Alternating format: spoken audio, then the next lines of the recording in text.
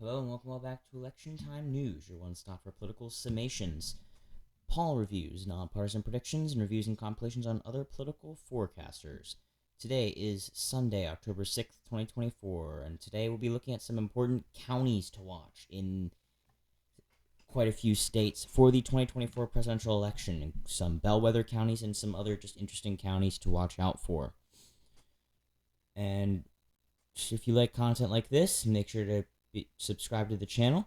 I'll be giving weekly updates on the presidential election every Tuesday, leading all the way up to a video with my final prediction on the morning of Election Day, as well as periodic updates on Senate races and a few other videos in between. I have a goal of 500 subscribers by Election Day, so do me a favor and click on that bright red button so we can hit that goal. Alright, now on to the video. So to start things off, we have our bellwether counties. These, for all that don't know, bellwether counties are generally bellwether is something that you can use to generally indicate how a region is going to vote. Sort of, they vote with the nation. For example, Ohio was a good bellwether state until 2016, where it went for whoever won the presidential election every single year. Going back here, you can see Bush, Reagan, Carter, Nixon, Johnson. All the way back here, Nixon lost in 1960, yet it went for him by 6.6 points. So it has consistently gone for the winner of a presidential election every single year.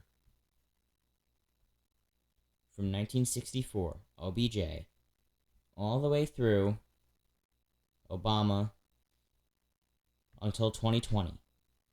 The end of the streak was 2020, when Donald Trump won the state by 8 points and Joe Biden won. But it's a good example of a bellwether where basically how Ohio went, the nation went. So, with that in mind, here are some important bellwether counties to look at. Now, generally all of these are based on how the state votes. Now, here we have a comparison map from 2016 to 2020. These bellwether counties are not only going to try to be close as far as percentage-wise goes, meaning the margin of victory for one candidate be roughly equal to that of the state, but also for in 2016, the same thing, which would mean that the comparison from 2016 to 2020, the margin of the shift between the 2 years will also be about identical. Starting at one that's very close is going to be Door County, Wisconsin. So looking here, Door County is this one right here. Went for Biden by 1.5% in 2020, and the entire state of Wisconsin went by 0.63. So it's already a bit bluer than the entire state. But looking here at Wisconsin, we actually have a 1.4 point shift, and here 4.6. So it definitely voted much more red than the entire state, but it shifted enough that it ended up showing a strong standing for Biden in 2020. Now, this is generally going to be an important one to look at to see how things in Wisconsin might turn out. Now, of course, there's going to be other important ones to watch, such as, looking at Ozaukee County, how Democratic those results are. Of course, it was very Republican in 2020,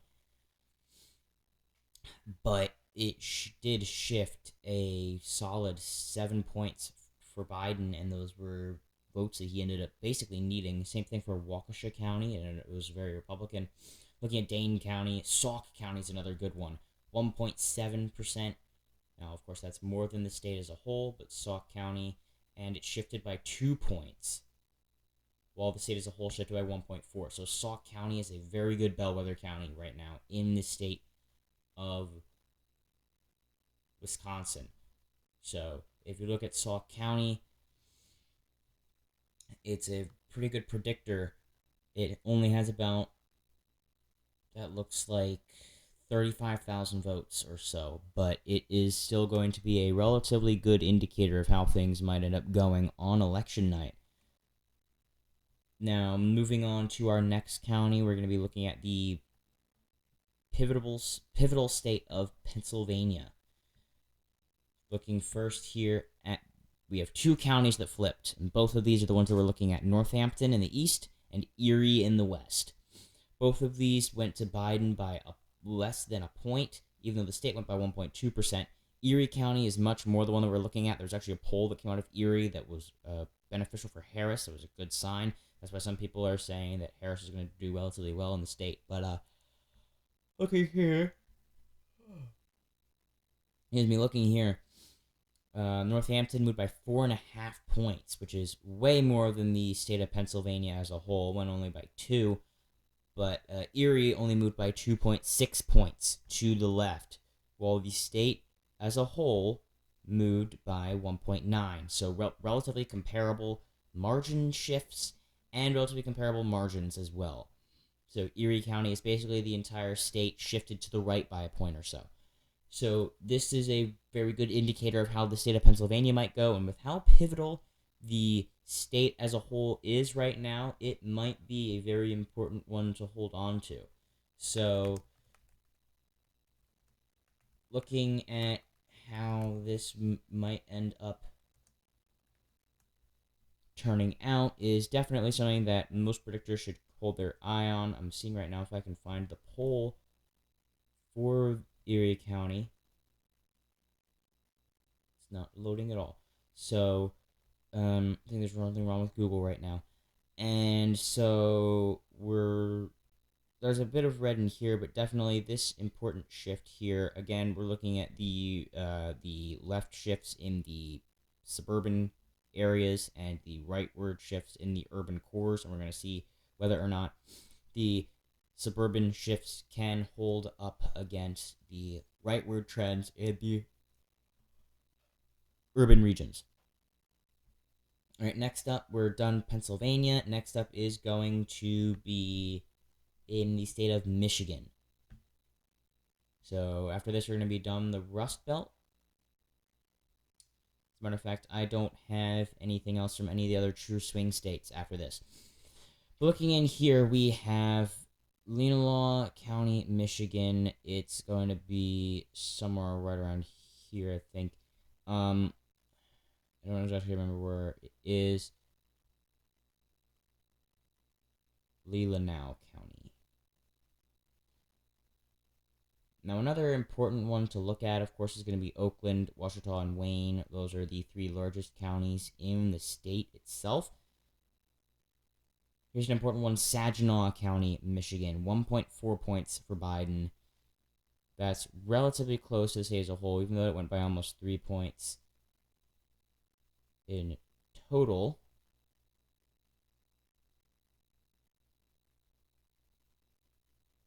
I feel like I'm missing it. Alright, enough of me just trying to hopelessly find a county. Here we have Saginaw, Kent County flipping. Eaton, there's Leelanau. Leelanau County, Michigan. Here by 8.4 points. That's definitely way far to the left, but it actually flipped. It was 5.2. So this is about like 3 times as strong as the shift in the rest of the state of Michigan, but it is still an important one to look at, as you can generally be able to then tell actually more minutely what sort of margin we're looking at here. If you look back at 2016, it was 3.2 for Trump, but then going back, it actually was for Romney by 6.4, which means it hasn't been a bellwether for very long, but it went to Obama by 3 points, which actually means that Biden won it by more in 2020 than Obama had ever won it by, which is interesting considering how strong of a candidate Obama was. Now, looking again here, 8.4 points, that's a very strong shift, but looking back into Saginaw County, 1.4 point shift to the left, compared to the state as a whole is 3 points, so it's about 2 times, it moves about half as far as the state as a whole. But looking here again at 0.29 compared to the state's 3 point shift or 3 point margin, definitely much closer. But that does mean that if it does stay as it is, then it would definitely be a very good sign for Kamala Harris if she ends up winning the county, because that could indicate that she could end up winning by over 2.5 points in the state by itself. Now, of course, if it just continues its trajectory, it could end up being completely separate from the state, but hopefully moving on that it's more of a bellwether county again, then it may end up being a huge win for the Harris or the Trump campaign, whoever ends up winning the county. Now, of course, the counties don't end up winning the states. The actual votes do themselves inside each state, as each state doesn't have its own electoral college. So then moving on now, we are actually going to less swingy states. We're going to New Mexico and then Virginia. There's some interesting things to point out to see how these states may move out in the future, because New Mexico is definitely shifting to the right as a whole more recently, and Virginia has had some interesting trends in the polls somewhat recently.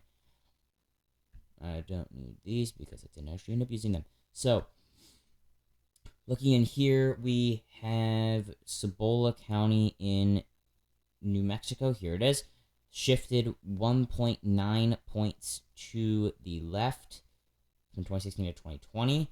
That is a bit less than the state as a whole, but it can definitely somewhat transfer over how much the state may end up moving on election day, depending on the overall polling in that state at that time. Then there's also, looking here, it ended up going by 8.6% for Biden. And the state as a whole went by 10.8. So it's quite a bit further to the right than the rest of the state, as the rest of the state ended up also moving by almost 3 points, comparable to Michigan. But it is still definitely something to keep an eye on, as it may somewhat end up showing off how things may end up turning out on election night based on early vote or something along those lines, depending on how that comes in. Then, lastly, for Bellwether Counties, we're going to be moving to Virginia, which shifted an impressive 5 points to the left, almost doubling the margin of Clinton's from 2016. We're going to be looking at Montgomery County, Virginia. So right here, shifted by 4.4% for Biden, while the state as a whole shifted by 4.8%. So relatively comparable margins there. It was 5.7, which is quite a bit further to the right, because the state as a whole, of course, went by 10 points. Meaning that it is about 5 points to the right, but if it moves alongside the rest of the state, this would be a large indicator as to whether or not Trump even has a chance. Because if Trump ends up losing Montgomery County, if it stays as it is, then obviously Harris will end up winning Virginia by 5 points or more, as it stands right now. Now, very important other counties to look at. These aren't necessarily bellwether counties. These are just more general indicator counties to see how things are going across the nation or in the state in general. To start things off, we have Miami-Dade County in Florida. Of course, this is a huge one. Went for Biden by 7.4 points. But if we look here, in the shift, 22 points for Trump. Only even more than Osceola, which went by 11. There's very few counties in the country that shifted more to the right than Miami-Dade. That is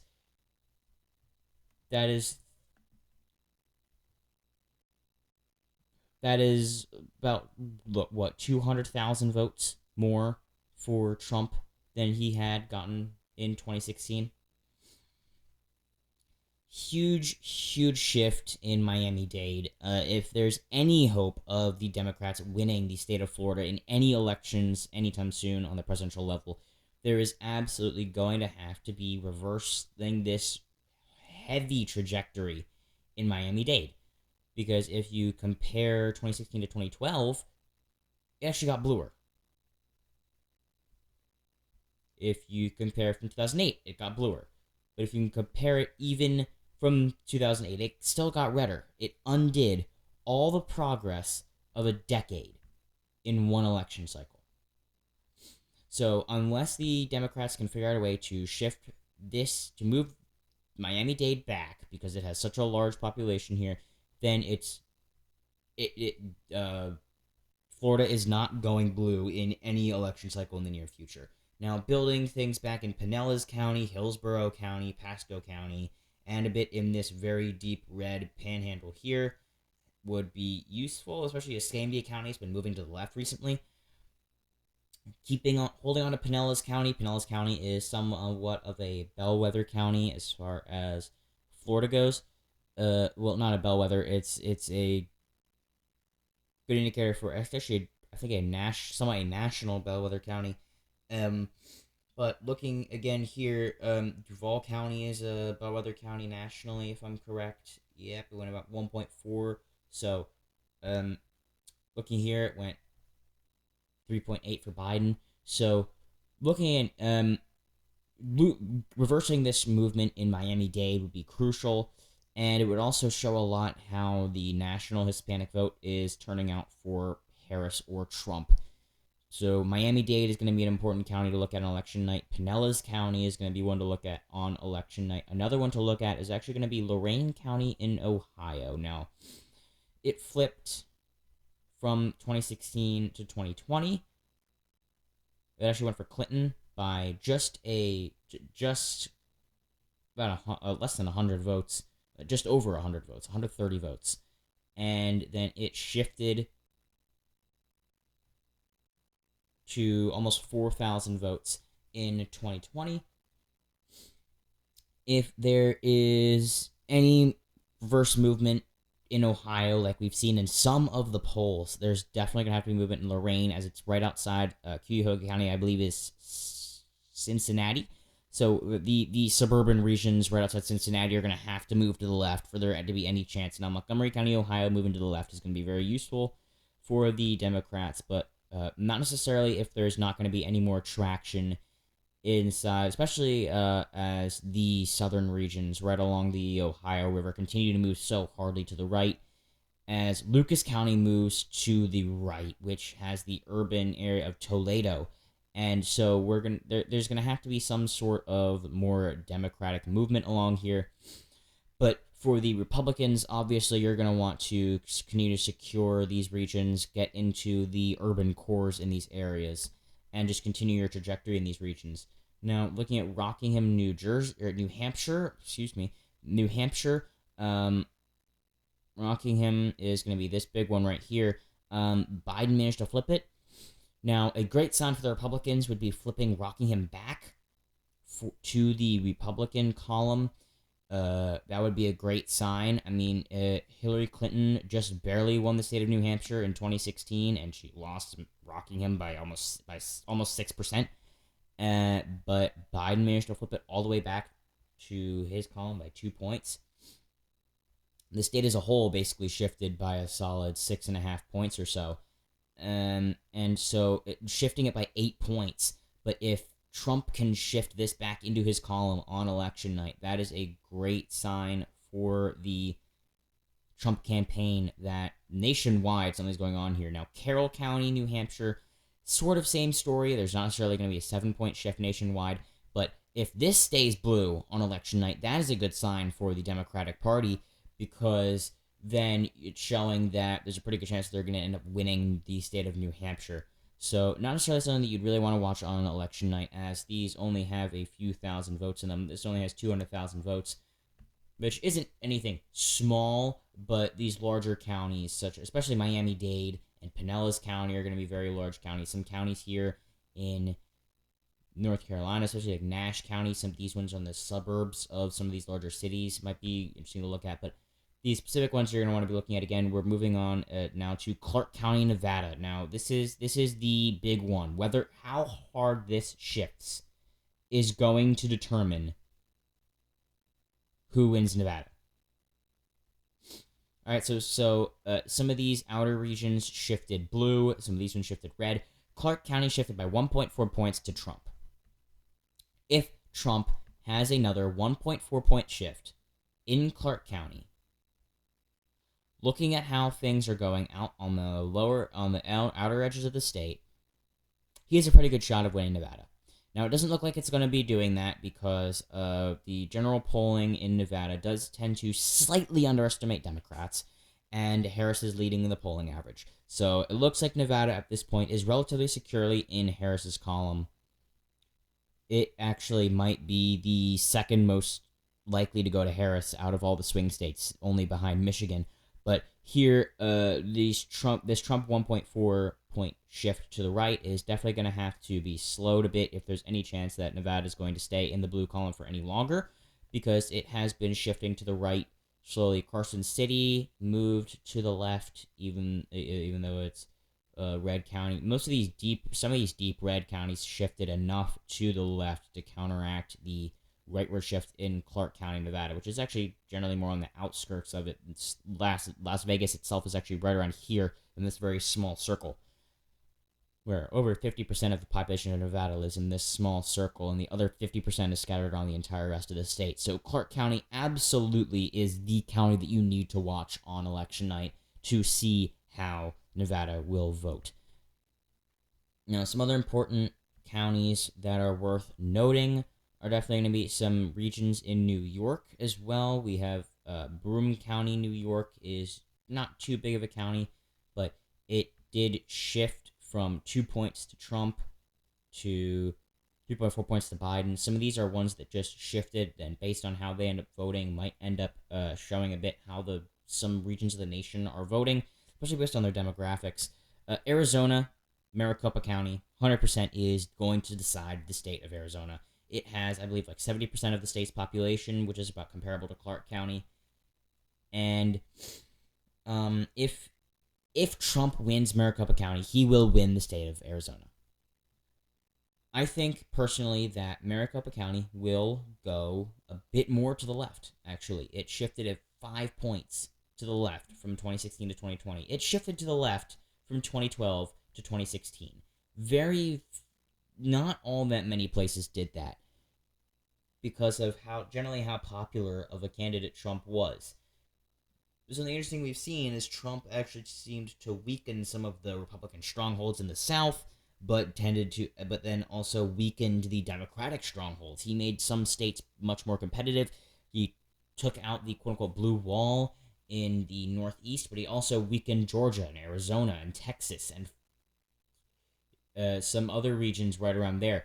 So looking here, you end up seeing Maricopa County shift to the left again. If it stays put or shifts to the right, then there's very little hope. There's very little hope for Harris at all. She will only win the state if Maricopa County shifts to the left. Now, looking at North Carolina, there's going to have to be large movements in Mecklenburg County. Some of these suburban counties, 5 points for Trump, 6.6 points for Trump, 8.4 points for Trump, 2.1. Just a few more of these counties are going to have to shift a bit more to the left. Just overall across the state are going to have to be more left shifted, somewhat along this line. We're going to need some deep left right along this Tennessee mountain line. Some more strong Democratic shifts in these deep red or deep blue, deep blue or deep red suburban regions. In the eastern part of the state, these regions have a lot of potential to shift to the left. So the Democrats might want to actually try to work on these regions in North Carolina instead of just going for the urban cores, as there's not much improvement to be made there. Now, Georgia. Again, this one, it all comes down to Fulton County, but you might want to look at Cobb County, Georgia, as it is definitely going to be a good determiner of what's going on, as the entire state shifted by 5.3 points. It shifted by 10 points. It shifted by 12 points. So about double where the rest of the state went, but it is still definitely going to be an important thing to watch if it shifts to the right. If Cobb County shifts to the right by over about 7 points or so, then basically that guarantees a Trump victory. If it ends up going below 10 points, Democratic, on election night, that's a very bad sign for the Harris campaign. Further losses in areas like Baldwin, Washington County. I mean, they barely moved at all. But any losses in Washington County would be bad for the Harris campaign. Moving on again, looking in areas like Texas. You're going to want to look at Williamson County in Texas, Tarrant County in Texas, these large suburban counties outside Houston and Dallas. They are the ones that shifted over 11 points and 8.8 points to the left for Biden. And if there's any hope of a blue Texas anytime soon, counteracting these strong Republican shifts down in the Rio Grande Valley area, just this sea of solid red, 30 points, 40 points even in Jim Hogg County, 38.3, 28.3, 17. El Paso moving 8 points to the right. A little bit of leftward movement here, but that's going to be absolutely contradicted by a strong Democratic showing in Denton County, Collin, Tarrant, Williamson, some regions out over here near Austin are absolutely going to need to show out. Now, of course, I suspect that Tarrant County and maybe not Williamson, but Tarrant County might shift back to the Republican column just because of how far to the right Texas has been polling. But I think that Williamson will continue to move to the left. Tarrant County might stay blue just because of the overall momentum in the suburban regions. But we're going to see more counties down here dropping. Potentially Starr, Duval County, Texas are going to shift red. Culberson County is going to go red. We're going to see more of these going solider and solider red. I mean, Val Verde went from voting for Clinton to 10 points for Trump. So these counties are definitely shifting very hard to the right. This one, 32 points for Trump after voting for Clinton. 40-point shift to the right. So, I mean, this is it only has 180 people voting. But still, that is a ridiculous shift. So if there's any hope of a blue Texas in the near future, then that's absolutely where they need to target. And so looking at that might say a lot about where it's going to go in the future. Minnesota, not really much of a swing state, but looking at Nicollet and Blue Earth County right along here on this corner, and definitely going to be something interesting to look at. Now, moving into some other regions such as Illinois, there's not really any chance. I mean, some channels have been putting it somewhere soon, but I mean, looking at this rightward shift on how it moved to Joe Biden, I mean, 17 points. I don't see any chance of it going anywhere. It shifted by under 0.1% to Trump. That's a few thousand votes, a few dozen thousand votes or so. So, in general, there's just a few counties you might want to pay attention to. Miami-Dade, Florida, Mahoning, Ohio, Rockingham, New Hampshire, Clark, Nevada, 100%. Maricopa County, Arizona. You're going to want to look at Tarrant and Williamson in Texas. Erie in Pennsylvania. These three, Oakland, Wayne, Washtenaw, Michigan. Plus pay a little bit of attention to Leelanau. And also Kent County, Michigan. It has Flint, Michigan. It shifted to the left. It flipped for Biden. So based on that, that's another important one to look at. Looking a bit at some regions in Virginia. You might want to look at Montgomery County, Virginia, to see how hard of a shift Trump might actually have in the state. North Carolina, you're going to just generally want to look at... That's the wrong map here. You're just going to generally want to look at over here, see how red it is. Looking especially over here, in these middle counties is really where it's going to be at. Florida, don't forget Pinellas County, Duval County. So essentially there's about 15 counties or so that you'll really want to pay attention to on election night to see how things are unfolding for each candidate. Now, again, thank you all so much for watching. I know this was a relatively long video, and it was more or less me just rambling on instead of any actual interactive content. I'll be trying to get back to more traditional content in a bit.